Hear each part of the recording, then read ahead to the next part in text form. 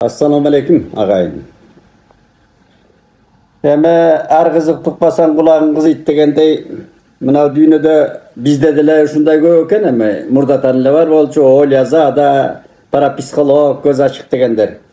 Ana hazır göv aytılıp atat mına Indiyadagı jaş jigit Abiga Anand degендин bildirүүлөрү. Anından bildirүүлөрүнү otursam töö çaçın tik turat aylanayım. Kıtay menen Amerika'nın soğuşu deyit. Anday katastrofalar deyit, katı deyit. Hem Kuday öz saktasın. Kudaydan başka biz ulu jaratkandan başka tayanarımız çok da. Anan eme bizdin dağı kazak aytmak kiçkinтай mamleketibizde özübüzdün oor жүктөрүбүз var. Anan oşol oor жүктөрдү жеңилдетип, мына negatif деп коет экенбиз. Negatif деген баягы oor жүк да, көңүлдүн чөгүшү, pessimizm.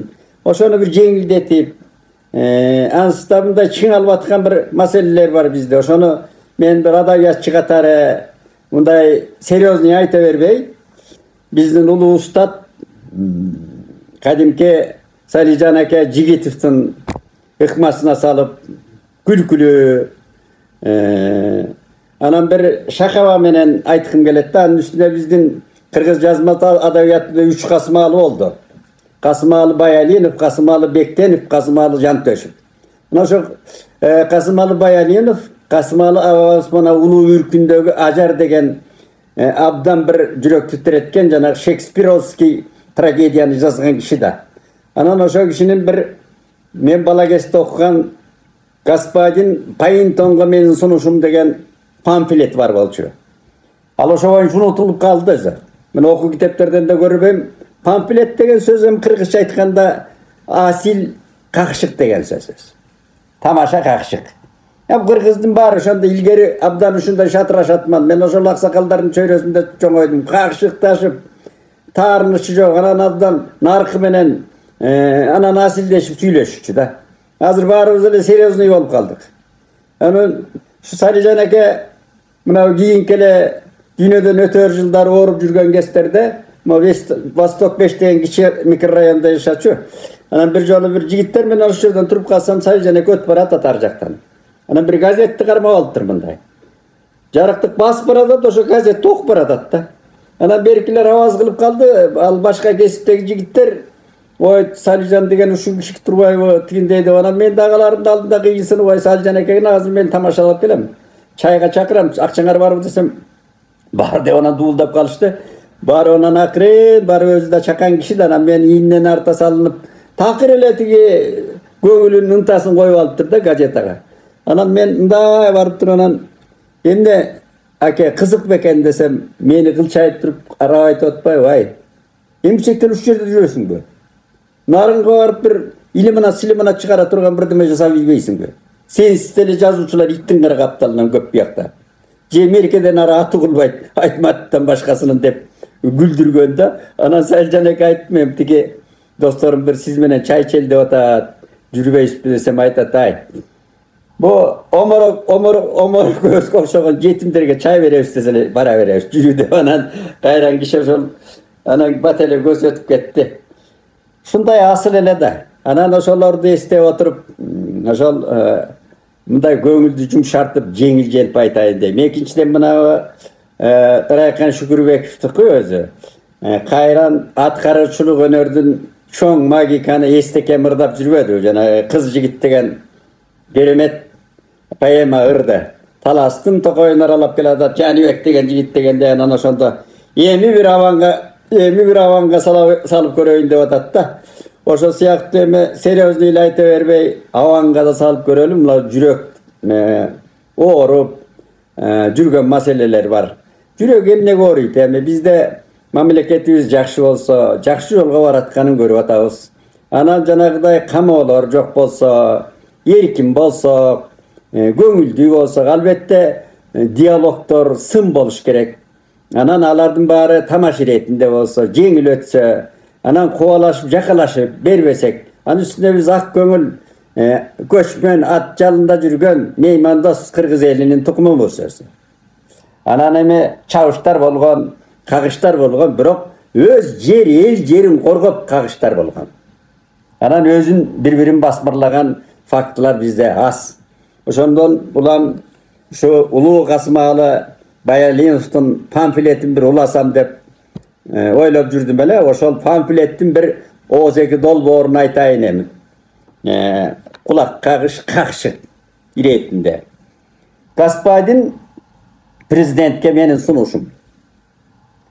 Günü geçe mına Kempirawat boyunca kamalgan Asımбек Бекназаров, Ravşan Jeenbekov, Kengesbek Dүйшөбаев başlagan bir tavın sot kalıp gelişti. Men televizordan, internetten görsetip atışat. Şatıra şatman, ayrıca gayran Asıken atan, Asımбек Дос söömöydü gesep.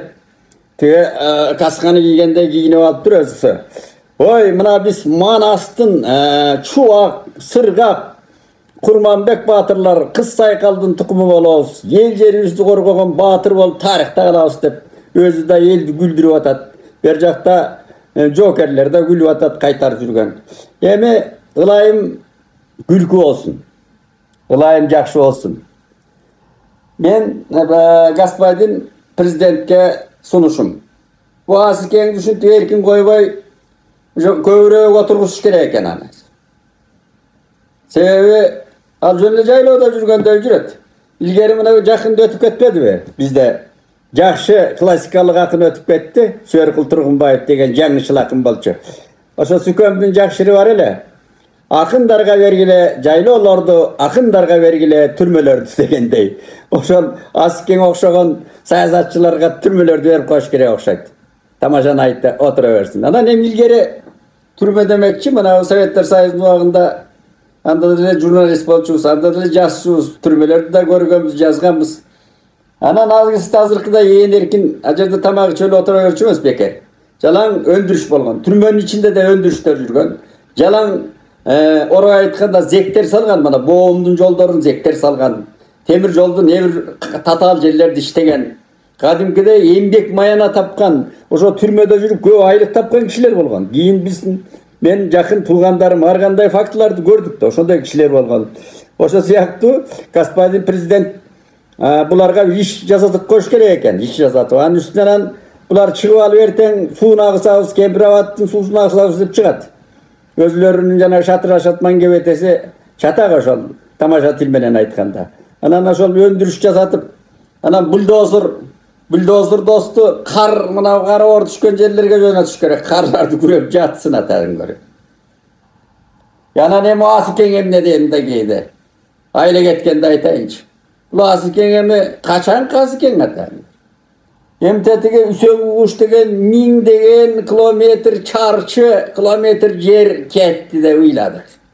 Gezinde oşo bizdin jerler. Men balalığım ötken Aksay degen kosmostun aydınınday olgan Arpa, Aksaydın başı, tiyağынан gelgende Isık Göl'dün sırt jayloolorunun başları aştaşıp anan Üsöngü Uğuş degen çoң örön daryalar anan Kıtayga giret. Anan men oşol Niva maşinem bar ele, şu göröýünde oşol jerlerge çeyin bargamın Üsöngü Uğuş kayda. Üsöngü Uğuş'tun kırında oşol zastava, ilgerki Sovetler Soyuzu zastavası ber jakta ele bolgan eken, al neytralный zona bolgan. Anan oşol yirik bagı ilgeri bizdin Çaldırbek, anan Göçkönbay degen akelerim bargan eken, oşolordan men suragan, bul kanday jerler bolgan desem, oy alar Kıtay jaka bar bilir, yirik bagı anan su çöl şaldırak bolat eken, anan araң degende maldarыбыз көтөрүм болуp жайдын күнү эле кайра чыккам деп. Шалдыrak çöl şaldırak degende janагы Аксайдын çöl беде да. Bede эме бетеге болот.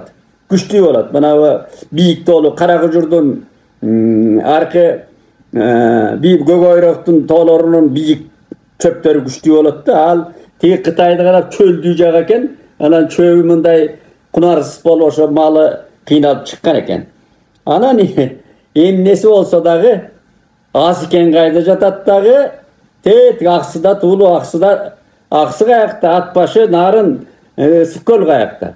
Anan eme pamfletin tili menen aytkanda menin ele 24 yıl Respublikanı başkarıgan hazır maktap jaktap жүргөн Turdaakun avam baş bolup oşol jarkıldagan Akayevdin kaşına kaş bolup berişken oşolar. Oy al jer neytralny jer. Al bizge anday dele paydası çok dep jer ketken. Fakta ошондо башталган. Бул дүйнөдө жерин берген киши болгону meselesi. Кайсы улут болсо да тарттырган жер. Согуштар болгон, тарттырган да. Мына индеецтер тарттырган Америкада, дүйнөдө тарттырган жер. Эч ким бекерлеме деп жерин берген эмес, подарка кылып. Анан эме ошол биздин компартиянын акелерин баары кыйын этпей, Үсөнгү Кубошту карматып кетти. Азкең жөтүн өтпөй ооруга түштү ошондо. Түрмөгө түштү. Көгөрүп жатып алып. Анан бульдозер атка койгон. Анан бүгүн карап отуруп, мен ушул Саржан акемдин шакабасында айтайынчы, Азкең дагы ушу ата тегиде жөн жатпаган кишилер экен. Мына Кокондун баарын ушул төңкөрүштөрдүн баарын ушул Азкеңдин ата бабалары жасады.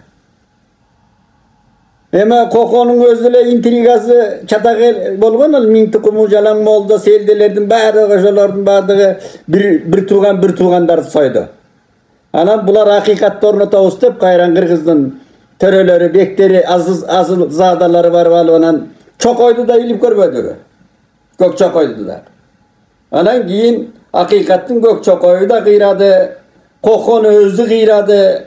Кайран кишилер өттү, бейажал кетти. Мына Кокон жок, бүгүн кайда? Ошо сыяктуу ошондой замандар өттү. Анан мен Азкеңди көчөкүдөй бакылдатпай жол салдырыш керекпи? Кар күрөтүп бульдозер эле бойдон экен өзү. Ошол жакта жана Манделядай көп жыл жүрө турса деп тамашалайынчы. Анан эмне деп айтам мен аны? Эмне деп айтам? Мен бир Кудайдын колунда экен, анан бир президенттин колунда экен. Анан памфлеттин ооз-2 чыгарылышы азырынча ушу деп туралы. Бери жакта ким Кеңешбек Дүйшөбаев ал талай кызматтарды көргөн киши унчукпай отурат. Равшан кыйкырып атат. Президент калпыча болуп баратат. Калпты токтот деп кыйкырып атат. Бул жабык өткөргөндө эле дурус экен деп калдым. Болбосо булар аяктан эле жатып алып кыйкырат экен. Анан эми биз айтып да көрүп атабыз, эми Кудай иман берсин.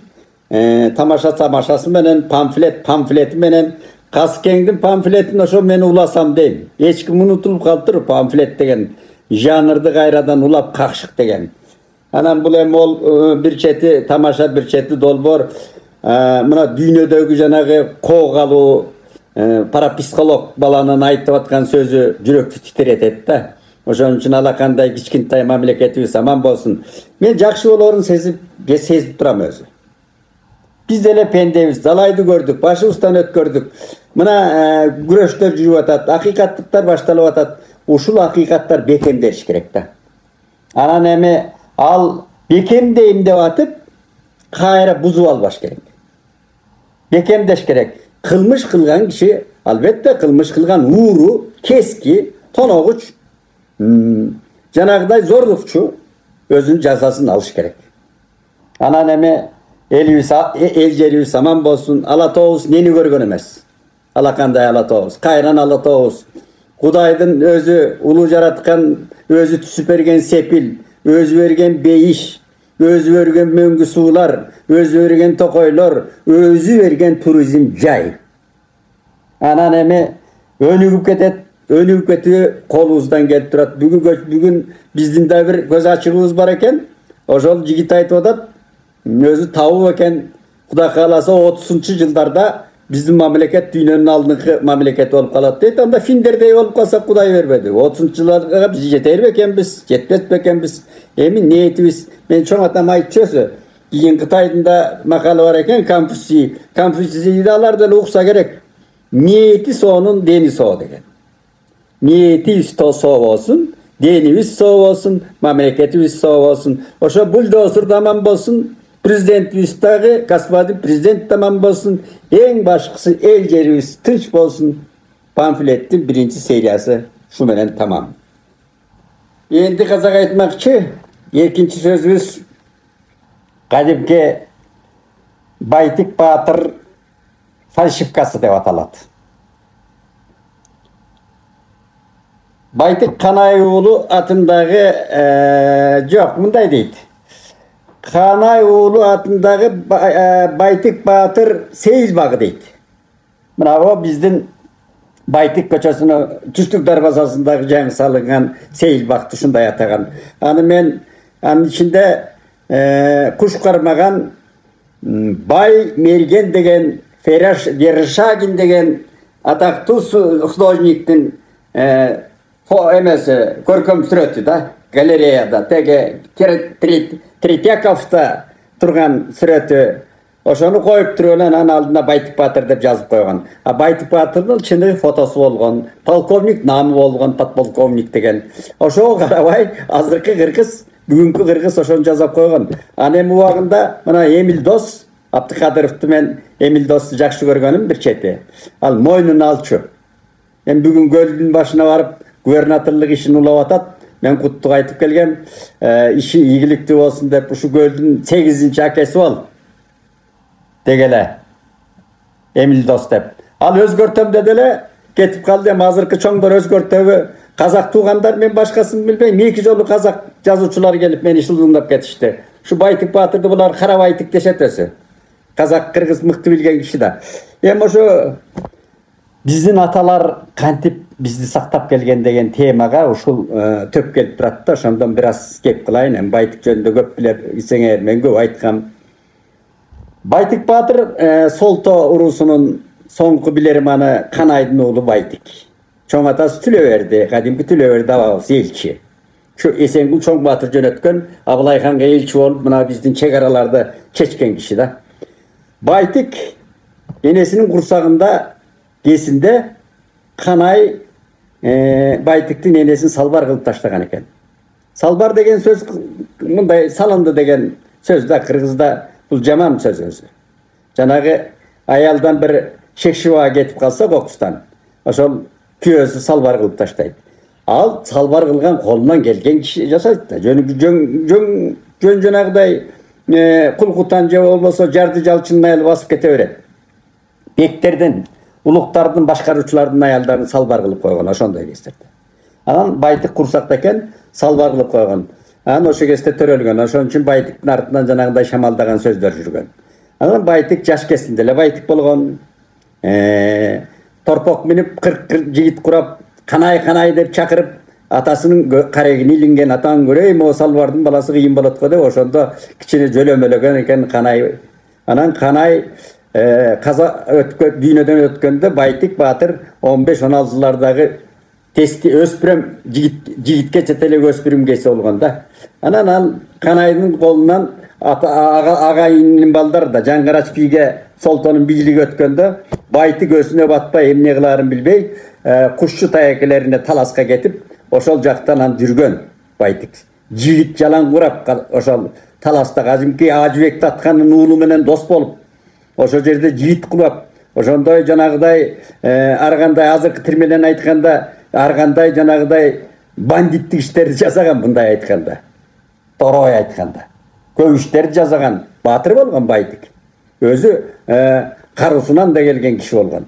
Анан ошол жерде жигиттерди курап жүрүп, анан эмне кыларын билбей, кияка урунат, бияка урунат, анча-мынча жылкын эмне алып чабат, алып коет, тартып коет.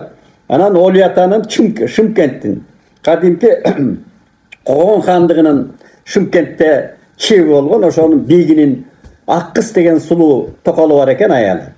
Ошону көрүп аңызын угуп туруп барып тартып алган. Чактүсүлө бар тартып алган анан Аккызды. Алып келип анан бирөөгө бер жакка алып келген. Анан атайын Ташкенттен анан буга казы келген. Кадимки Ажыбек Татка үй көтөртүп, агесте ал сарбастар күчтүү болгон Когон хандыгы. Чачыранды кыргыздар баш ийип турган. Анан келип анан Байтикти асат экен. Байтикти соят экен деп Байтиктен сот кылган да. Анан ал казы отурган үйгө сарбастар курчап эл жарданып турганда Байтик колунун аркына алып кирип, сарбастар алып кирген жанагы казыга. Анан казы экөө сүйлөшүп отуруп анан чыкты дейт бир кезде. Экөө ээчип чыкты дейт. Байтик өзүнүн очо бойлуу, бийик бойлуу киши болгон. Жаш жигит биринчи казы чыкты дейт. Артынан Байтик экөө күлүп чыкты дейт жылмайып.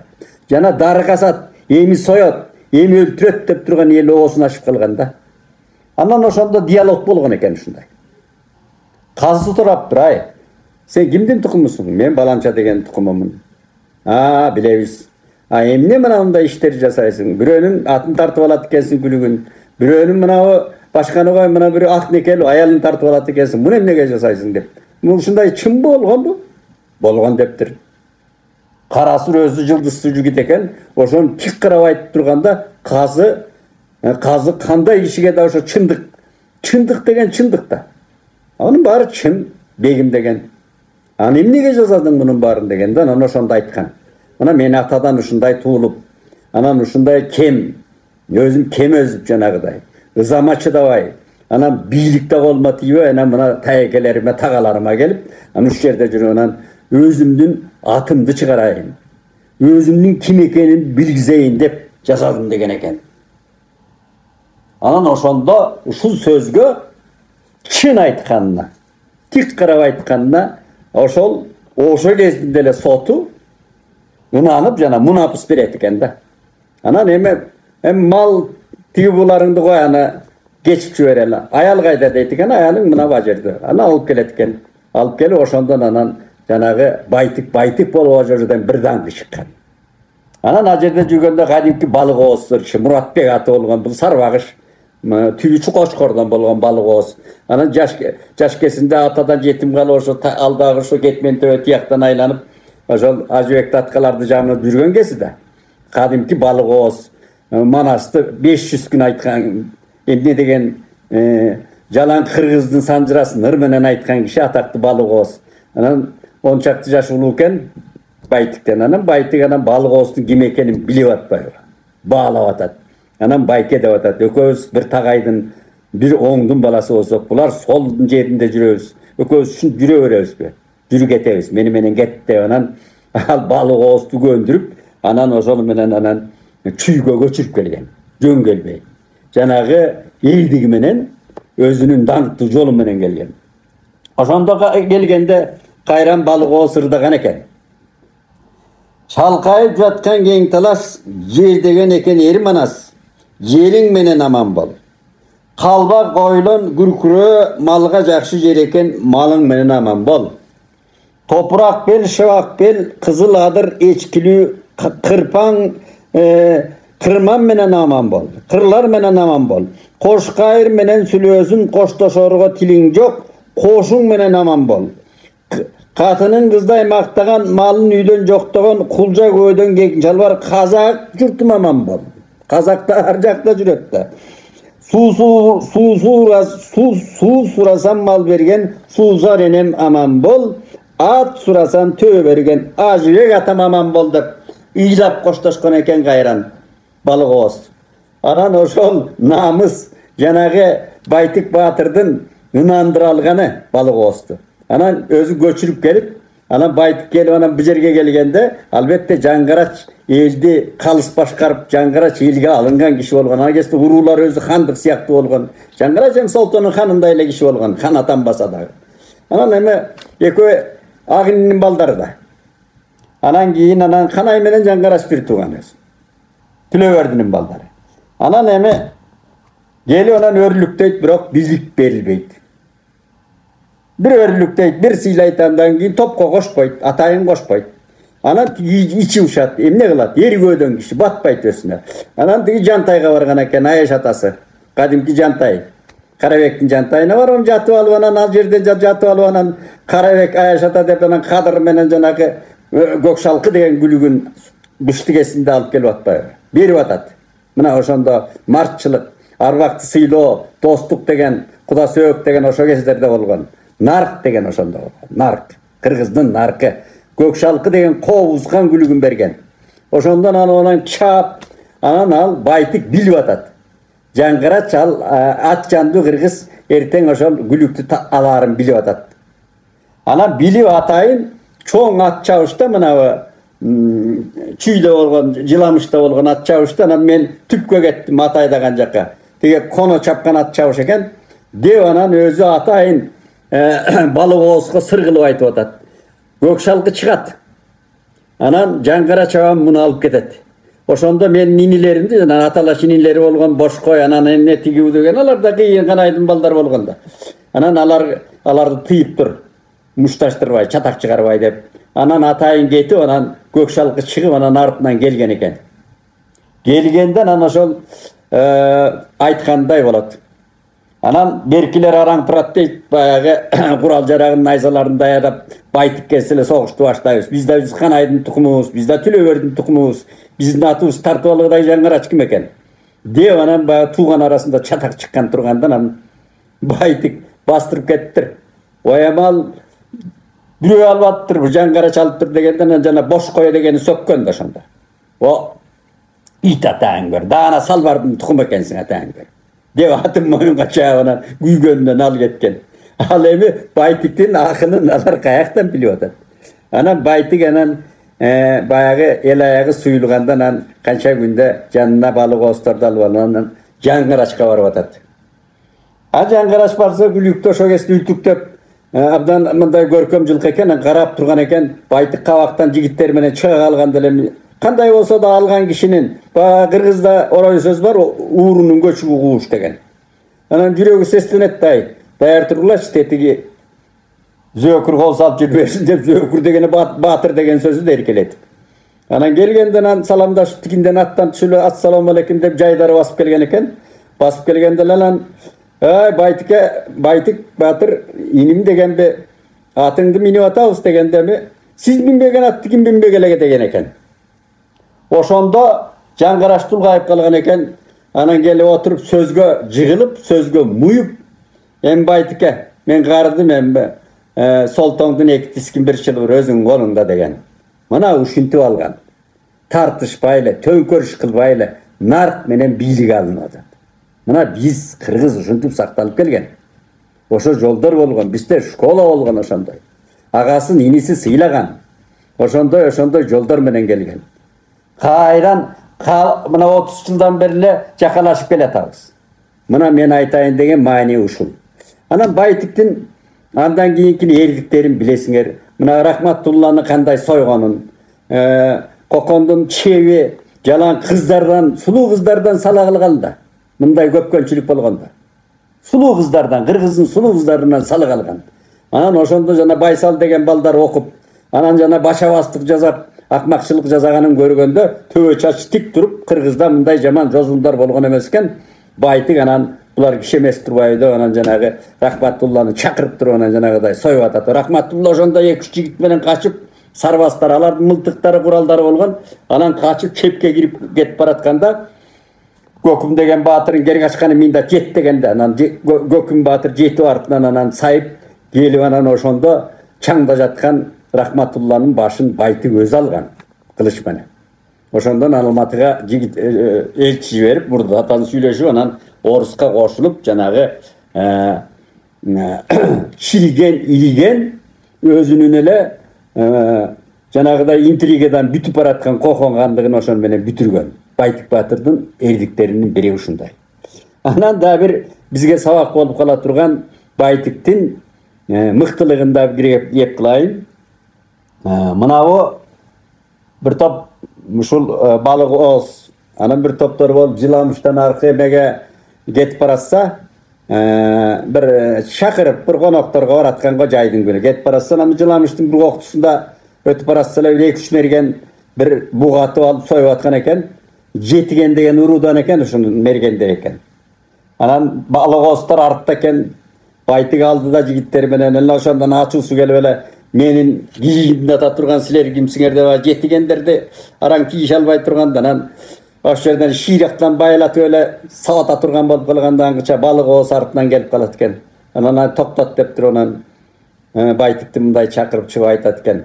Ай Байтикке, бу кийикте үй болбойт, кийикте мекен болбойт өзү. Кийик бүгүн бу жерде болот, эртең түнү менен тиякта болот. Анан бир кийикке теңелип, ушу сен Байтик башың менен ошентип атсаң, эл кандай болот, элди кандай башкарасың дегенден анан ошо сөзгө жыгылып, ошо менен анан тым-тым болгонда кийин элдин арасына угулуп кеткен. Мына ушундай бүгүн ошондой Байтик барбы, бүгүн ошондой балык ооз барбы деген маселе. Анан Байтик дагы мына кылчусын кылган учурлар болгон.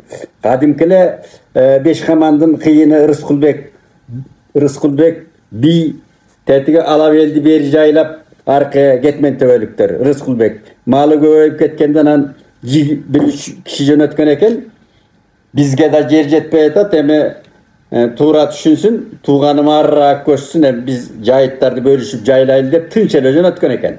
Ara jönötse, al elçileri var ona aytsan anı Rızkulbek ayttır ama baytık aytı atsa biz jıla ustem, yer jetet. Deyip bayağı Kırgızdın narkın, ana bir buzuku uzattı. Anam buzu anan oşandan geletse bayağı içinde bir kuytusu var eken tetiği Rızkulbeklerden albay жүрген öç var ve anan geletse anan ay emne kılıp aytabız tiginde mınдай деген söz bolat da anan oşondan tigi buzuk ayttır men mınдай dep aytты dep aytayın Rızkulbekti siler baş ийкеп койгула dep anan emne dep aytты dep айтсанар ушундай катуу söz aytkan. Aygır emes, at emes, angi kulga salamayt, kırgız emes, sart emes, mangi kulga salamayt dep aytkanda. Mına, buzuku, bugün de şunday buzukular var da. Oşa menen anan açusu menen barıp, Rızkulbekti oğusuna çöp tıkkanda ettige Alabelden karmap alıp baytık. Şunday buzuklar, şunday eki yüzdüylerdin ayınan Kırgız öspek. Mına bu bizlerge sabak boluş gerek. Bizlerge uşular çoğun ülgü boluş gerek. Şulardın barın cumbaktap oku kiteplerine usul kılıp yazıp jana tarih degen oşondoy. Anın bарын ele bojurap maydalay berbey, çınıgı ülgü bola turgan jaktарын жазып söz gerek. Kızık kılganda aytayın hem geçö jakında İlimler Akademiyasında Gengeş gerege gengeş degen bolgan boşonun çoro tegen bir toptoru jana okup kaldım internetten. Menin canımdı kaşaytkanı, ikinciden namısıma tiygeni, mana o Cumagul Saadanbekov degen aksakalыбыз бар. Filosof da bolup жүрөt. Kompartiyanın убагында чоң кызматтарды иштеген, убагында далайларды иштеген киши ушул Россияга кошулуу жөнүндө маселелерди айтыптыр. Onun materialini men толук окуган эмесмин. Бул ал Жумагул абамдын биринчи эле чыгарган сөзү эмес. Баягы жылдарда ушундай бир чууну чыгарган. Россияга кошулалы, кол топтойлу, тиги бу деп. Анан кийин Компартиянын убагындагы тарыхтарды жазыш керек. Компартиянын өзү эле жазылып турбайбы тарыхы? Биз өзүбүздүн чын Кыргыздын чын тарыхын жаза албай атсак, каякта Компартиянын бүт турат дайын эле. Эч ким аны бурмалап аткан жери жок. Анан ушул эми мындай айтканда, шу орой айтайын, көргө бут салаңдап турганда жакшы караш керек да. Элдин намысы, эгемендик деген. Бизден канча кичинекей эл дагы эгемендик үчүн жан сабап иштеп атат. Аракет кылып атат. Эркиндик үчүн да. Анан эми ушундай орой айтканда былжырак ойлорду чыгара берген токтотуш керек. Жумагул абама мен эч кандай кызматым жок, бирок бузук ойлорду дайым айтат да. Кезинде мына эгемендиктин башталышында биринчи жолу Акаевди бузган киши ушул бөрүчүктү кийгизе коюп, кошоматчылыкты көрсөтөт. Кезинде Ысык көлдүк депутаттар залдан чыгып кетебиз деп трайбализмдин желегин булгалаган да киши ушул. Ана бүгүн кылтыйтып, баягы жылдары бирде түштүк тараптан башкарсын, бирде түндүк тараптан башкарсын деген дагы бир сазы койду чыгарган киши да. Мен кыска айтайын. Эми ушу Компартиянын оосурак чалдары абаларым алчысын алды. Шуларга дагы эл баатыр берилдеми? Жөн эле жүрсө да. Биз да карып баратабыз эми жөн. Биздин эгемендик деп эңсеп, эгемендик үчүн жан берүү керек болсо. Жан берүү керек, азаттык үчүн жан берүү керек. Жөн эле тарактап эле кошулабыз анан эмне кылабыз деп эле сөз чыгара бербей. Мунун бардыгы жакшы эмес. Бул ал чоң факты болуп берет. Эртең документ болуп берет. Ошон үчүн бул эл намысы, эр намысы, журт намысы, ата-бабаларыбыз канжыгага бутун байлап канча жылдан бери зарлап эңсеп жүргөн кайран эркиндигибиздин шооратына, касиетине тийише бербеш керек. Ушу менен сөздү бүтүрөйүн дедим да, акчап башта деп кошуп кое турган жерим ушул.